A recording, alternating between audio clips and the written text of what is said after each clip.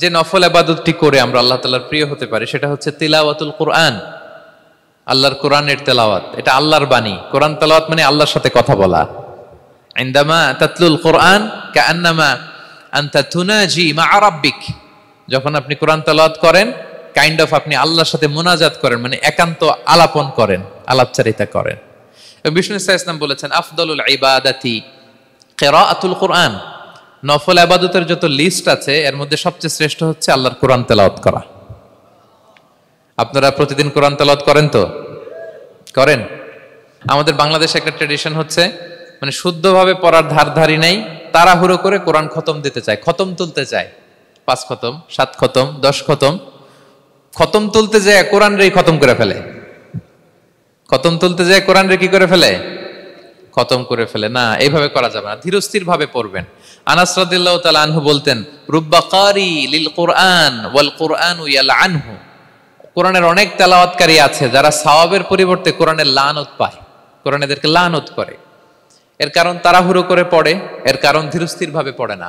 আল্লাহ তাআলা বলছেন ওয়ারাত্তিলিল কুরআনা তারতিলা, তোমরা তারতিলের সাথে কোরআন পড়ো, ধীরস্থির ভাবে, বিশুদ্ধ ভাবে, তাহসিনের সাথে, তাজবিদের সাথে পড়ো।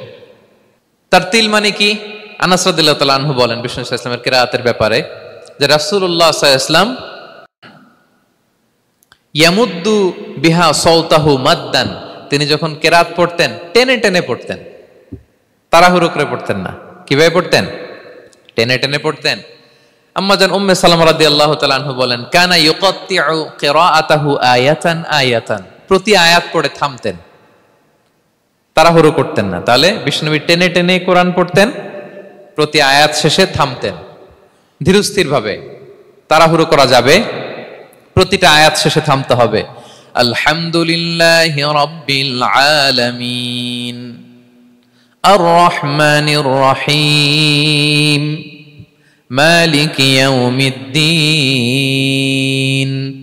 ইয়্যাকা না'বুদু ওয়া ইয়্যাকা নাস্তাঈন। টেনে টেনে পড়লাম, প্রতিটা আয়াত শেষেই থামলাম, ঠিক কি না?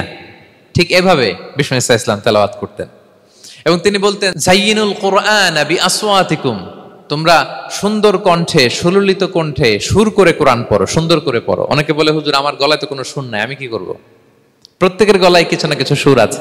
বাথরুমের ভিতরে ঢুকলে বোঝা যায়, যখন কাপড় কাচতেছেন আর গান গাইতেছেন মনের অজান্তে, তখন সুর চলে আসে। কোরআন পড়ার সময় সুর বেরোয় না, না? যার যেরকম সুর ওইটাই আপনি সুন্দর করে পড়বেন। আরব শায়েখরা যেই কণ্ঠে কোরআন পড়তেন ওই কণ্ঠে আপনি সুর করে তেলাওয়াত করবেন। এবং সহিহ বুখারীর বর্ণনা বিষ্ণু সাল্লাল্লাহু আলাইহি ওয়াসাল্লাম বলেছেন লাইসা মিন্না মান লাম ইয়াতাগান্না বিল কুরআন, যে কোরআনকে গুনগুনিয়ে সুর করে পড়ে না সে আমার উম্মত নয়। এবার বলেন কোরআনকে সুর করে ধীরস্থির ভাবে টেনে টেনে থেমে থেমে পড়ার দরকার আছে না নাই? এভাবে পড়বেন তো সবাই? তারতিলের সাথে কোরআন পড়তে হবে। বাসায়, গাড়িতে কোরআনের তেলাওয়াত ছেড়ে দিয়ে রাখবেন। ওয়া ইযা কুরিআল কুরআনু ফাসতামিউ লাহু ওয়া আনসিতু লাআল্লাকুম তুরহামুন, যখন কোরআনের তেলাওয়াত হয় চুপ থাকো, মনোযোগ দিয়ে শোনো, আল্লাহর রহমতের বারিধারা তোমার উপর নাজিল হতে থাকবে। বাসায় কোরআন ছেড়ে দিয়ে রাখবেন। বাসায় কি ছেড়ে দিয়ে রাখেন বলেন? হিন্দি গান, বাংলা গান, কি ছেড়ে দিয়ে রাখেন? লাউড স্পিকারে কোরআন ছেড়ে দিয়ে রাখবেন। গাড়ি চালাচ্ছেন, কোরআন ছেড়ে দিয়ে রাখবেন, রহমতের বারিধারা নাজিল হবে। আর তেলাওয়াত করার সময় তারতিলের সাথে, নাকি খতম উঠাইতে যায় কোরআনের খতম করে দিবেন? হ্যাঁ, না, ধীরস্থির ভাবে পড়তে হবে। তাড়াহুড়ো করে পড়লে আমরা শুনলাম আজকে কোরআন লানত দেয়। কি দেয় ভাই? এমনটা যেন না হয়। তাহলে নফল ইবাদতের লিস্টে আমরা প্রথমেই রাখবো কোরআন তেলাওয়াত। শাহরু রমাদান আল্লাযী উনজিলা ফীহিল কুরআন, এই মাসে কোরআন নাজিল হয়েছে। কোরআন নাজিলের মাসে আমরা যেন বেশি বেশি কোরআন তেলাওয়াত করি। প্রতিটা অক্ষরে 10টা নেকি। পৃথিবীর এমন কোন কিতাব নাই, এমন কি হাদিসের কিতাবও না, বিষ্ণুনবীর হাদিস পড়লেও এটা নাই, শুধু কোরআন, শুধু আল্লাহর বাণী, এক অক্ষরে 10 নেকি। বিষ্ণু সাল্লাল্লাহু আলাইহি ওয়াসাল্লাম বলেন সূরা বাকারার শুরুতে যে আলিফ লাম মিমের মধ্যে এই 3টা অক্ষর বললে যে 10টা নেকি হবে এমন না, বল আলিফু হারফুন ওয়া লামু হারফুন ওয়া মিমুন হারফুন। আলিফ বললে 10 নেকি, মিম বললে 10 নেকি, লাম বললে 10 নেকি, আলিফ লাম মিম বললে 10টা সওয়াব হয়ে যাবে। এই বরকতের কিতাবকে আমরা মসজিদের সেলফে রেখে দিছি, মাকড়সার বাসা ধুলা বালি পড়ে আছে, এটা পড়ার সময় আমাদের হয় না। আমরা যেন কোরআন তেলাওয়াত করি প্রতিদিন। ফজরের পরে কোরআন তেলাওয়াত করতে হবে। ফজরের পরের মুমিনের ওয়াজিফা বা রুটিন হবে রিসাইটেশন অফ দ্য হোলি কোরআন। আপনারা পড়েন তো ফজরের পরে? হ্যাঁ, একজন বলছে ইনশাআল্লাহ, বাকিরা নাউজুবিল্লাহ। বাকিরা কি? সবাই একসাথে পড়ুন ইনশাআল্লাহ। তাহলে নফল ইবাদতের 1 নম্বর লিস্ট হচ্ছে কোরআন তেলাওয়াত করা। আমরা বেশি বেশি যেন কোরআন তেলাওয়াত করি। আল্লাহ তাআলার প্রিয় হওয়ার যে পদ্ধতি, নফল ইবাদতের মধ্য দিয়ে আল্লাহ তাআলার প্রিয় ভাজন হওয়া যায়। এর 2 নম্বর তালিকা হচ্ছে আত-তাহাজ্জুদ বা কিয়ামুল লাইল, রাতের সালাত। কিসের সালাত? 2 রাকাত করে মাঝরাতে যে সালাতটা বিষ্ণু সাল্লাল্লাহু আলাইহি ওয়াসাল্লাম পড়তেন, এটাকে বলে কিয়ামুল লাইল বা তাহাজ্জুদ। এক সাহাবী বললেন, ইয়া রাসূলুল্লাহ, আইয়ুস সালাতি আফদালু বা'দাল মাকতুবা? ফরজ নামাজের পরে কোন নামাজ সেরা? বিষ্ণু বললেন, আস-সালাতু ফি জাওফিল লাইল, মাঝরাতে যেই নামাজটা পড়ো তাহাজ্জুদ, এটা সবচেয়ে সেরা। ফরজ সালাতের পরে সবচাইতে শ্রেষ্ঠ সালাত হচ্ছে তাহাজ্জুদের সালাত। আল্লাহ তাআলা বলেন, ওয়া মিনাল লাইলি ফাতাহাজ্জাদ বিহি নাফিলাতাল লাকা আসা আইয়াবআসাকা রাব্বুকা মাকামান মাহমুদা। নবী হে, রাতের কিছু অংশে আপনি তাহাজ্জুদের সালাত পড়ুন, এটা আপনার জন্য অতিরিক্ত একটা ফরজ। এটা বিষ্ণু সাল্লাল্লাহু আলাইহি ওয়াসাল্লামের জন্য ফরজ ছিল, অতিরিক্ত ফরজ, নাফিলাতান লাক।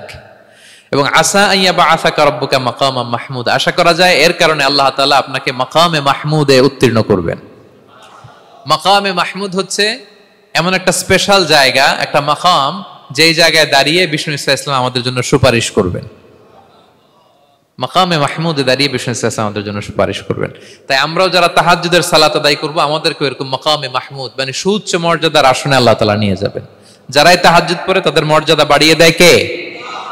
এই নামাজটাকে আল্লাহ এত পছন্দ করেন কেন? এর কারণ, এটা এমন সময় পড়া হয় যে সময় দুনিয়ার সবাই ঘুমায়। দুনিয়ার সবাই কি করে? নিঝুম নিস্তব্ধ রাত, আপনি উঠে ওযু করে নামাজ পড়তেছেন, তখন আপনি ঘুমান না, আপনি তখন আল্লাহর রঙে রঙিন হতে চান, কারণ আল্লাহও ঘুমায় না। সুবহানাল্লাহ পড়েন।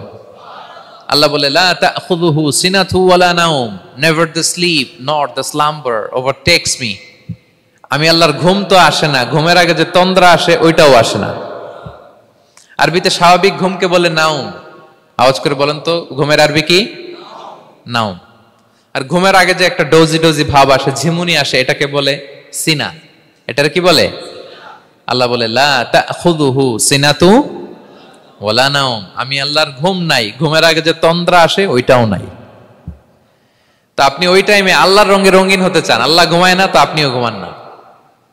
ঘুমের আর একটা গভীর নাম আছে, ওটার নাম হচ্ছে হুজুদ।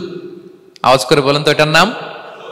ওটা মাঝরাতে, শেষ রাতে যে একটা গভীর ঘুম আসে, এটার বলে হুজুদ। দেখবেন যে শেষ রাতে একটা এমন মজার ঘুম আসে, কম্বলটা টেনে টেনে এসিটা ছেড়ে দিয়ে আরেকটু ঘুমাইতে মনে চায়, আরেকটু আরেকটু আরেকটু ঘুমাই, এরকম একটা ঘুম আছে না? আরামের ঘুম। তো এই আরামের মাঝরাতের গভীর ডিপ স্লিপিং, ওইটারে আরবিতে বলে হুজুদ। ওইটারে আরবিতে কি বলে?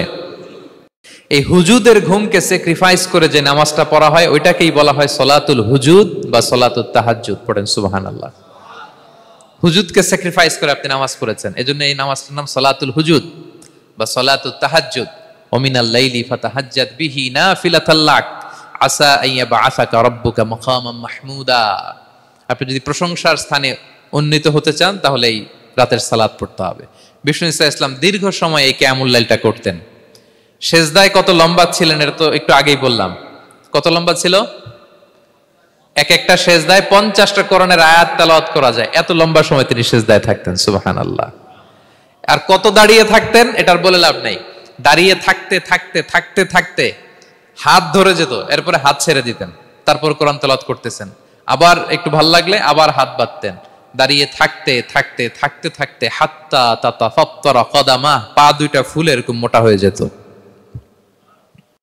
আম্মা জান আয়েশা বলতেন, ইয়া রাসূলুল্লাহ কদ গুফিরা লাকা মা তাকদ্দামা মিন যামবিকা ওয়া মা তাআখার। আপনার তো এমনি গুনাহ নাই, কিন্তু আল্লাহ ঘোষণা দিয়েছে আপনার আগের পরের সব গুনাহ মাফ। তা আপনার কোনো গুনাহই নাই, আপনি এত কষ্ট কেন করেন? বিষ্ণু বলেন, ইয়া আয়েশা আফালা আকুনা আবদান শাকুরা, আমি কি শুকরগুজার বান্দাদের অন্তর্ভুক্ত হতে চাইবো না? আমি কি আল্লাহর শুকরগুজার বান্দা হতে চাইবো না? আল্লাহ আমাকে ক্ষমা করেছেন ঠিকই, কিন্তু আমার তো কিছু দায়িত্ব আছে। আমি কি নিজেকে সর্বোচ্চ ভাবে আল্লাহর কাছে পেশ করব না? সারা রাত দাঁড়িয়ে বিষ্ণু ইসলাম এরকম কিয়ামুল লাইল করতেন। তাহলে আল্লাহ তাআলার প্রিয় হওয়ার প্রফিটিক যে সাজেশন, এর একটা হচ্ছে কোরআন তেলাওয়াত করা, 2 নাম্বার হচ্ছে তাহাজ্জুদের সালাত আদায় করা। আপনারা পড়েন তো নাকি? পড়বেন প্রিয় ভাইরা। যদি নিজের সম্মানকে আল্লাহর কাছে উচ্চে তুলে ধরতে চান, যদি বিষ্ণু ইসলামের সুপারিশ চান, যদি আল্লাহ তাআলার প্রিয় ভাজন হতে চান, তাহলে তাহাজ্জুদ ইজ কম্পালসরি। কি পারা যাবে তো ইনশাআল্লাহ?